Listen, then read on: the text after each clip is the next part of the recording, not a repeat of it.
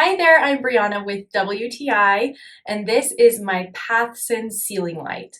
This ceiling light was super easy to install, so it comes with everything you need to install it. You just connect the base to the ceiling, and then you can screw on everything very easily. So it has a globe that sticks in and is tightened here with screws. That's how you tighten the globe, and you can use whatever light bulb you want.